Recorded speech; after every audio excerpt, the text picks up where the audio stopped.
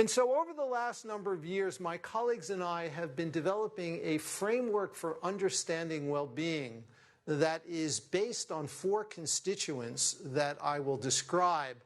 And in this work, we have been investigating practices that are designed to enhance these constituents of well-being. And we've also been developing measures that are hard-nosed measures of these different constituents of well-being for different age groups, not just for adults. They include adults, but also for adolescents, for college students, and ultimately we will take it down lower. When the former Surgeon General of the United States, who was appointed by President Obama, was in office, Vivek Murthy, Vivek had as a major platform well-being as an urgent public health need. And one of Vivek Murthy's sort of mantras about this is that we critically need better measures. The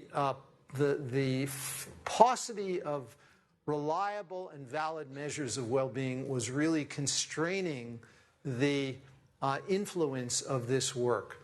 And when Vivek was still Surgeon General, we began a discussion actually with people at NIH, and we have recently launched, actually NIH has recently launched a new initiative on the science of well-being that I'm co-chairing with Bruce McEwen, who's a neuroscientist at Rockefeller.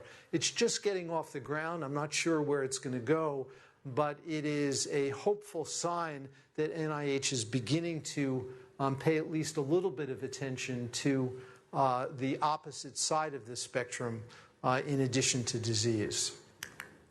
Okay, so I'd like to move now to these 4 components of well-being. And what I'll do is I'll name each of the 4 at the outset, say a little bit about them, and then we'll take a deeper dive.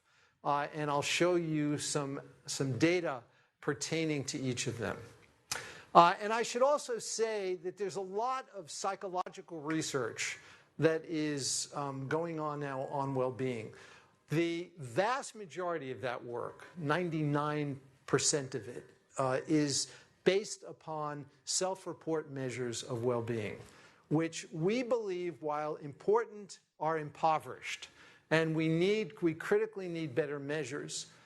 This framework of well-being is based upon a number of considerations. It's based upon our neuroscientific understanding, which is really different from other conceptualizations. It's also based upon those constituents of well-being for which we have good evidence that they can actually be transformed. They can actually be learned. And so it is different in that way from other more conventional frameworks for well-being.